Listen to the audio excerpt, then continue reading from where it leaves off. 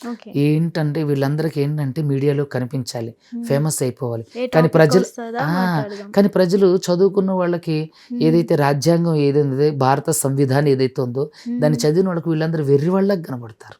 Okay. నిజంగా మీకు చిత్తశుద్ధి ఉంటే, నిజంగా మీకు సమాజం పట్ల గౌరవం, ప్రేమ, ఆప్యాయతలు ఉంటాయి. హ్మ్. హిందువుల పట్ల జరిగిన దాడుల మీద అంటే మీరు మాట్లాడుతున్న ఇప్పుడు అవును. అంటే హిందువుల పట్ల దాడులు జరగట్ల. మాటలు హ్మ్. మాట్లాడినప్పుడు మీరు రెస్పాండ్ అయితుంటే, మరి క్రైస్తవులను కొట్టి, బట్టలోడు తీసి, చర్చిలు కూలగొట్టి, హ్మ్. అసహ్యమైన మాటలని వాళ్ళని కొట్టి చంపేస్తున్నారు. మరి మీకు దమ్ముంటే వాళ్ళ గురించి మాట్లాడండి. హ్మ్. అందులో ఉన్న హిందువులు మరి మీరు విమర్శించండి. ఇక్కడ భిన్నత్వంలో ఏకత్వం కలిగినటువంటిది భారతదేశం. ఇక్కడ ప్రతి ఒక్కళ్ళు మాట్లాడే హక్కు, స్వేచ్ఛ, స్వాతంత్రం, భావ ప్రకటన ఉంది. మత హ్మ్. స్వాతంత్రపు హక్కు ఉంది. హ్మ్. ఖచ్చితంగా మతాన్ని ప్రతి ఒక్కళ్ళు ప్రచారం చేసుకునే హక్కు వాళ్ళకుంది. ఓకే. క్రైస్తవులకి మత ప్రచారం హక్కు ఉంది. హిందువులకి మత ప్రచారం హక్కు ఉంది. సో హ్మ్. ఖచ్చితంగా వాళ్ళ మతాన్ని ప్రచారం చేసుకునే హక్కు భారత సంవిధానం కనిపిస్తుంది. నువ్వెవడు వద్దంటానికి. హ్మ్. సో మరి హిందువులు దాడి చేసినప్పుడు మరి వాళ్ళకి ఎగెన్స్ట్‌గా ఎందుకు మాట్లాడట్లేదు? ఈ ఏజుడ్ అనే ఒక అబ్బాయి, ఒక యూట్యూబ్ అవును. ఛానల్ అబ్బాయి ఉన్నాడు. యూట్యూబర్. అతను నాకు చూస్తే ఏదో సినిమా స్క్రిప్ట్ రాసుకొని చదివినట్లుగా చదువుతారు. హ్మ్. సీతాదేవిని అంటే చూక్ అంత అన్నప్పుడు మరి అతనికి కనిపించలేదా మిగతావి ఇవన్నీ జరిగినప్పుడు? అవును. మరి రాధా మనోహర్ దాస్‌కి ఎగెన్స్ట్‌గా ఎందుకు మాట్లాడలా? అంటే హ్మ్. ఒక ఫేమస్ అయినటువంటి ఒక ప్రపంచ యాత్రికుడు పేరు పెట్టుకొని హ్మ్. ఇండియా మొత్తం ఫేమస్ అయినటువంటి ఒక వ్యక్తి మీద బురద జల్లితే మేము కూడా ఫేమస్ అవుతాం అనే ఒక భ్రమలో ఉన్నారా? హ్మ్. లేదంటే అరే పొలోమంటూ మనం ఇప్పుడు మాట్లాడాలి, మనం మాట్లాడితే అందరూ మనల్ని చూస్తారు, నవ్వుకుంటారు, మీరు అందరినీ జోకర్లు అనుకుంటారు. ఓకే. చూడండి చదువుకున్నవాడు ఎవడైనా సరే హ్మ్. ఈరోజు అదే హిందుత్వం కదా శూద్రుడికి చదువును దూరం చేసింది. అదే అవును. హిందుత్వం కదా ప్రతి ఒక్కళ్ళకి వాళ్ళ అంటే గుర్తింపు కోల్పోవడానికి కారణం ఏంది? హ్మ్. సో హిందుత్వంలోని చాలా మంది ముసుగు వేసుకొని ఆ హిందుత్వ అరాచకాలు చేస్తున్నారు. ఓకే. సో నిజమైన హిందుత్వం ఎప్పుడు కూడా అలా మాట్లాడదు, అలా చేయదు. ఓకే. నిజమైన హిందుత్వంలో ఉన్న మాధుర్యం హిందువుల్ని అంటే హిందూయేతరుల్ని హింసించమని చెప్పదు. హ్మ్. మానవ సేవే మాధవ సేవ అంటుంది హిందూ ధర్మం. అంత గొప్పగా మరి అనేక మంది గురించి చెప్పినప్పుడు మరి ఏడ చేస్తున్నారు మీరు మానవ సేవ ఎక్కడ చేస్తున్నారు? అంటే ఓకే. మనుషులకి, పూర్ పీపుల్‌కి, నీడెడ్ పీపుల్‌కి సేవ చేస్తే అది దేవుడికి సేవ చేసినట్లు అని చెప్పేస్తున్నా అంటున్నారు కదా! మరి మీరు ఎక్కడ దేవుడికి సేవ చేస్తున్నారు? ఏదో పెయిడ్ ఆర్టిస్ట్ లాగా వస్తున్నారు, అరుచుతున్నారు, గోల చేస్తున్నారు, ఫేమస్ అవ్వాలని ఏదో కానీ వాస్తవంగా చదువుకున్న సామాజిక వర్గానికి వీళ్ళందరూ కూడా వెర్రివాళ్ళలాగా, పిచ్చివాళ్ళలాగే కనిపిస్తారు. సరే ఇప్పుడు ఎందుకంటే థాయిలాండ్ పోలీసులు పట్టేసుకున్నారు. అరెస్ట్ చేసేస్తారు. ఇండియాకి తెచ్చేస్తారు. నాన్ వేషనని తెచ్చి ఉరి తీసేయాలి. ఇవన్నీ చెప్తున్నారు గదా! Bullshit thing. ఎట్లా హ్మ్. చేస్తారండి? ఓకే. ఇండియాలో కేస్ అయితే థాయిలాండ్ పోలీసులు ఎందుకు అరెస్ట్ చేస్తారు? హ్మ్. థాయిలాండ్ ఏమన్నా అంటే ఈ మినిస్టర్లు వాళ్ళు చెప్తే ఇనే గవర్నమెంట్ హ్మ్. సెక్యులర్ కంట్రీ అండి. ఇక్కడ కూడా సెక్యులర్ అనే పదం తీసేయాలని ప్రయత్నం చేస్తున్నారు. హ్మ్. వీళ్ళు ఎవరండి చేయడానికి? వీళ్ళు హ్మ్. థాయిలాండ్ ఎళ్లి చేసి పోలీసులకు కంప్లెయింట్ చేస్తారా? హ్మ్. అసలు వీళ్ళు తెలుగు 2 రాష్ట్రాల్లో భజన బ్యాచ్‌లకు తప్ప మిగతా ఎవరికన్నా తెలుసా? హ్మ్. వీళ్ళు అసలు మనం ఒకరిని విమర్శించాలంటే మన వ్యక్తిత్వం ఎలాంటిదని వాళ్ళు ఆత్మవిమర్శ చేసుకుంటున్నారా? హ్మ్. థాయిలాండ్ పోలీసులు ఏమి అరెస్ట్ చేయలేదు. హ్మ్. నాన్వేష్ నగర్‌ని అరెస్ట్ చేయలేరు. హ్మ్. అరెస్ట్ ఒకవేళ వచ్చినా తనకి అంటే 41 ఇచ్చేస్తారు. హ్మ్. అతను రిప్లై ఇవ్వాల్సి ఉంటుంది. హ్మ్. ఇప్పుడు పిచ్చివాడు ఎవడో లేరు ఈ రోజులలో. అంటే ఇప్పుడు మీరు నాన్ వేషన కరెక్ట్ అంటున్నారా? రాంగ్ అంటున్నారా? కరెక్ట్. 100% కరెక్ట్. కరెక్ట్. ఆ! కరెక్ట్ అన్నప్పుడు మరి అతను సారీ వీడియోస్ ఎందుకు పెట్టారు? ఏవండి? అతనే ఒప్పుకొని నేను మాట్లాడింది తప్పు అని ఇప్పుడు వీడియోస్ నేను చేస్తే అదే అన్నా సారీ గదండీ! చెప్తూ ఎంత మీరెలా కరెక్ట్ అంటున్నారు? నేను అదే చెప్తున్నా. ఎలా అంటే 10 మంది కలిసి ఒక నిజాన్ని అబద్ధం అంటే అది అబద్ధం ఎలా అవుతుందో 100 మంది, 200 మంది ఒక బ్యాచ్ అంతా కూడా యేసుకొని పడిపోతుంటే తను ఆ విషయాన్ని సద్దుమణిగించాలంటే సారీ చెప్పాల్సిందే గదా! అంటే తను చేసింది కరెక్టే అని తను ఏవండి స్టాండ్ తీసుకుంటే చూడండి సరిపోతుంది గదా! అతను చేసింది నేను చేసింది తప్పే అని అనలా ఆయన వీడియోలలో. హ్మ్. నేను అన్నది తప్పైతే క్షమించండి అండు. అంటే మీ మనోభావంలో అది తప్పైతే నన్ను క్షమించండి అంటే నేను అన్నది తప్పనని ఆయనలా.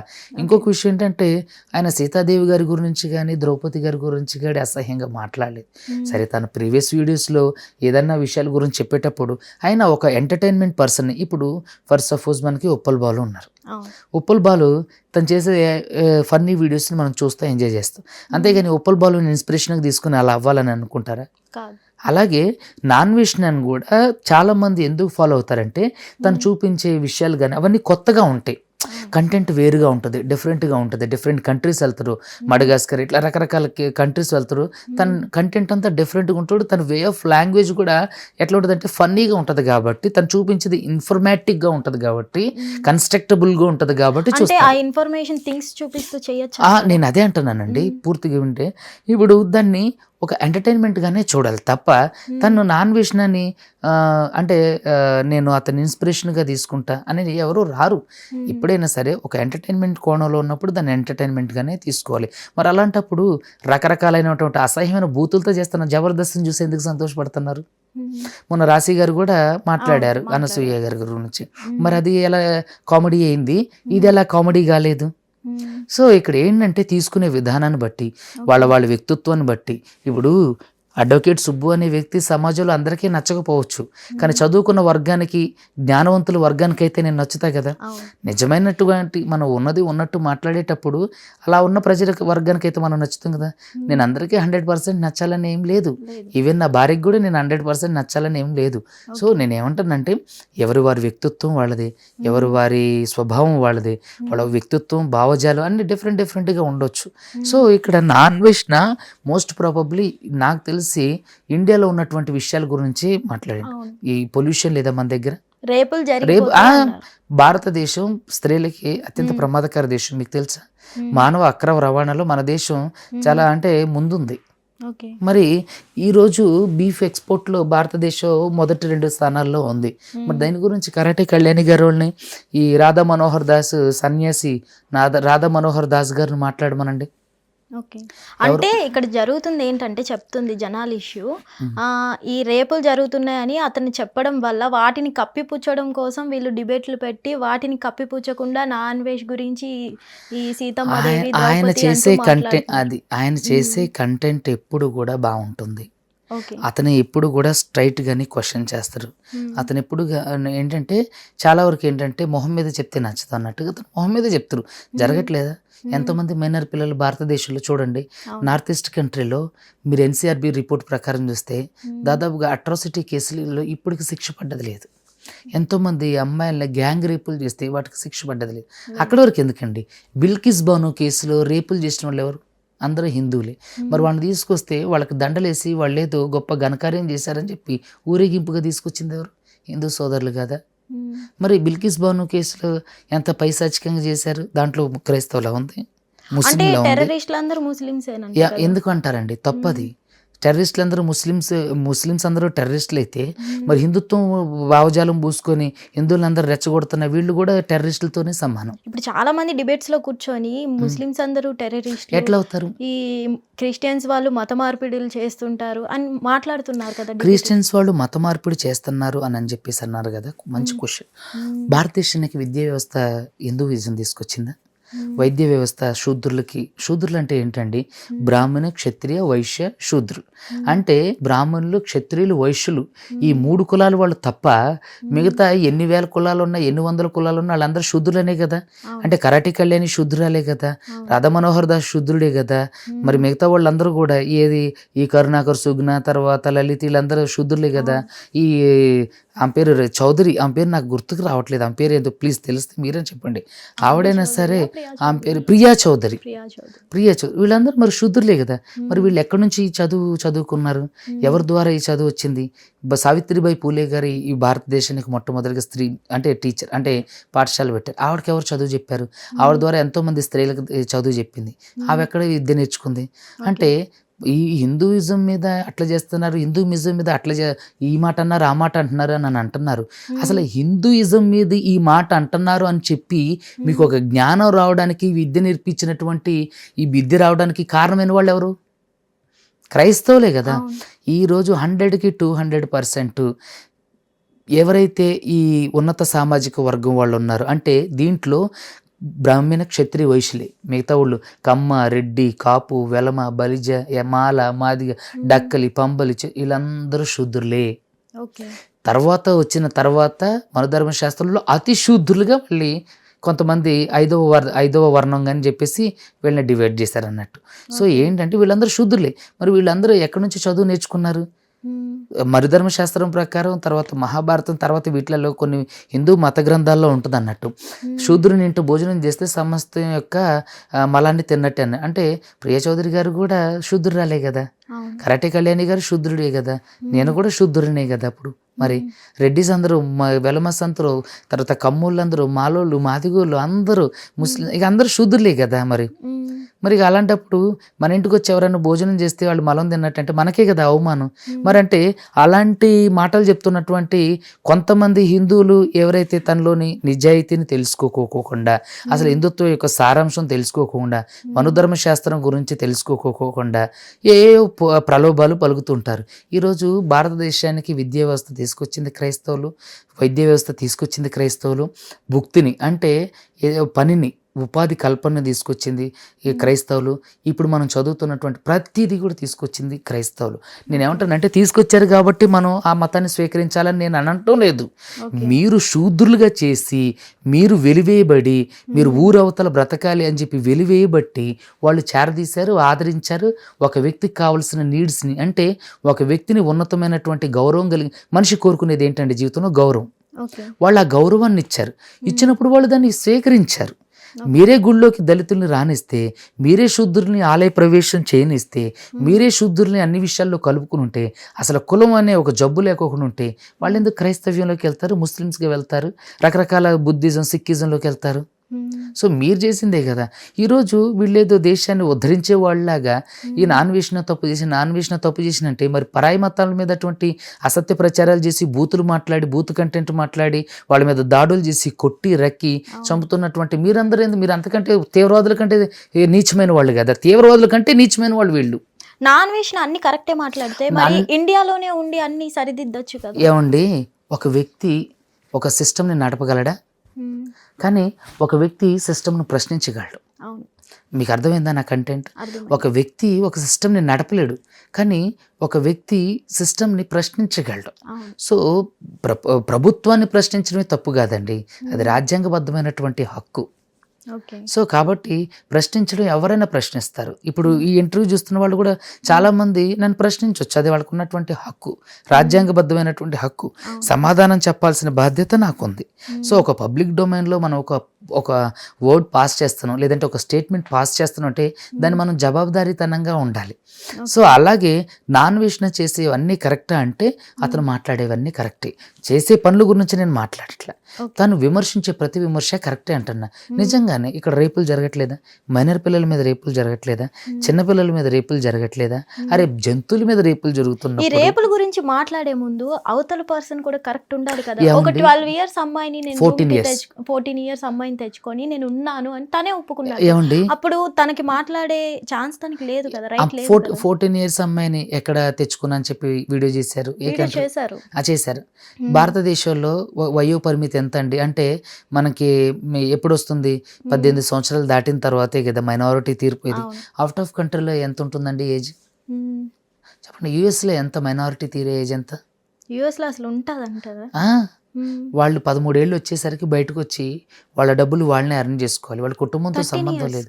13-14 వచ్చి బయటకు వచ్చి 13, 14, 15 ఆ ఏజ్ ఆఫ్ గ్రూప్లో వచ్చి బయటకు వచ్చి వాళ్ళ డబ్బులు వాళ్ళే అర్న్ చేసుకోవాలి, తల్లిదండ్రులతో ఉండరు, వాళ్ళే సంపాదించుకోవాలి. అలా నేను ఏమంటున్నానంటే 14 years అమ్మాయితో నేను ఉన్నానని చెప్పేసి అంటే అది ఖచ్చితంగా తప్పే అవుతుంది. కానీ మన కంట్రీలో, కానీ ఆ కంట్రీలో అది తప్పే అయితే, అది అఫెన్స్ అయితే అతను అరెస్ట్ చేసేవాళ్ళు కదా. తను బహిరంగంగా ఆ పోస్ట్ పెట్టగలిగిండు అనంటే, ఆ పోస్ట్ పెట్టిండు అనంటే, ఆ కంట్రీలో 14 సంవత్సరాల అమ్మాయితో ఉండడం తప్పే అయితే ఖచ్చితంగా తను అక్కడ అరెస్ట్ చేసేవాళ్లే కదా. సివియర్ పనిష్మెంట్స్ ఉంటుంది కదా. రేప్ అయితే ఆ అమ్మాయి కంప్లైంట్ చేయాలి కదా. సో ఆ అమ్మాయితో ఉండడం తప్ప అంటే ఇండియా లెక్క ప్రకారం చూస్తే 100% తప్పే. యాజ్ ఏ అడ్వకేట్గా నేను కూడా తప్పే అని చెప్తాను మైనర్తో సంబంధించి. అక్కడ కంట్రీస్కి వాళ్ళు 13-14 yearsకి వాళ్ళు ఇలా చేసుకోవచ్చు, రేప్ కాదంటారు. మరి తినైనా సరే చిన్నపిల్ల అవుతుంది అని ఆలోచించాలి. ఏమండి, నేను అదే అంటున్నానండి, వ్యక్తి విమర్శించడం వేరు, నడిపించడం వేరు. తను ఇండియాలో ఉన్నటువంటి కొన్ని అంశాల గురించి విమర్శిస్తుండు, తాను చేసే పనుల గురించి. ఇప్పుడు మరి కరాటే కళ్యాణి గారు కానీ రాధా మనోహర్ దాస్ది కూడా ఒక ఆడియో లీక్ అయింది. ఏంటి, అందులో ఒక అమ్మాయితో అట్లా మరి ఆ అమ్మాయి కూడా చిన్నపిల్లే. మరి అలాంటప్పుడు మరి రాధా మనోహర్ దాస్ గారు ఎందుకు వచ్చి అంటే శుద్ధపూసలాగా చెప్తుండ్రు? మరి అలాంటప్పుడు రాధా మనోహర్ దాస్ కూడా అరెస్ట్ కావాలి కదా, అతన్ని కూడా విమర్శించాలి కదా కదా. ఇప్పుడు అతను విమర్శిస్తుండ్రు అంటే అతనికి రాజ్యాంగబద్ధమైనటువంటి హక్కు ఉంది కాబట్టి.